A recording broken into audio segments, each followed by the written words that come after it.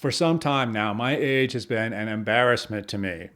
Not because of its advanced nature, but because of the fact that it technically puts me in the category of people called baby boomers. I was born in 1960. The boomer generation begins way back in 1946 and ends allegedly in 1964. Now, there are lots of crummy generations out there. In fact, I can't think of a great one offhand, but one of the worst has to be the artificially wealthy, self-absorbed, grandchild-hating, cat stroller pushing, big government loving former hippies known as baby boomers. These are the people you would see during COVID doddering around Costco trying to return a broom while advocating for the rest of us and our children to be locked in our houses so that they could be protected. As far as I can tell, anything that is even mildly inconvenient to the average boomer must be opposed at all costs, even at the expense of much greater pain to the rest of society. Well, they finally started to die off, so there's that.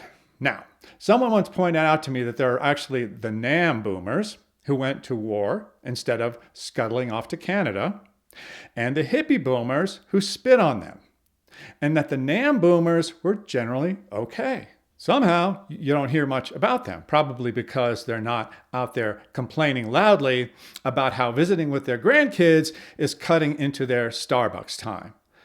Anyway, it was with an admittedly greatly exaggerated sense of relief that I discovered I am not actually a baby boomer, that I am in fact a member of Generation Jones. And in my desperation to find any way out of the boomer trap, I immediately leaped onto the Generation Jones bandwagon, and I convinced myself that it made perfect sense. And I think it does make at least some sense. Most of the boomers grew up during the self-indulgent, free love, free drug, free everything 1960s. That, it seems to me at least, started the downward spiral of individual responsibility that we currently find ourselves in. They even managed to ruin the one good thing they actually did do: begin the civil rights movement.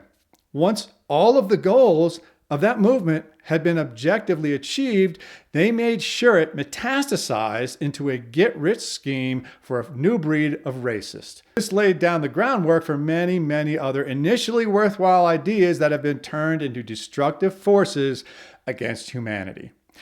Generation Jones people, not baby boomers, grew up in the 70s, and we quite frankly didn't have time for all that crap. We were too busy waiting in gas lines, complaining about Jimmy Carter, dealing with inflation that made the Biden inflation look like a picnic.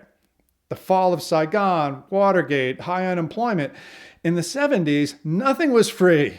You had to earn every dime, and by the time you earned that dime, it was worth like 5 cents. Hence the moniker Generation Jones, which refers to, as I understand it, keeping up with the Joneses. Of course, the chronically self-absorbed boomers seem to think that we want to be separated from them because we don't want to be considered old. Typical. No, boomers, that's not it. We want to be separated from you because you're assholes. Age has nothing to do with it. I don't know what exactly happened, but something went horribly wrong with the generation parenting the boomers.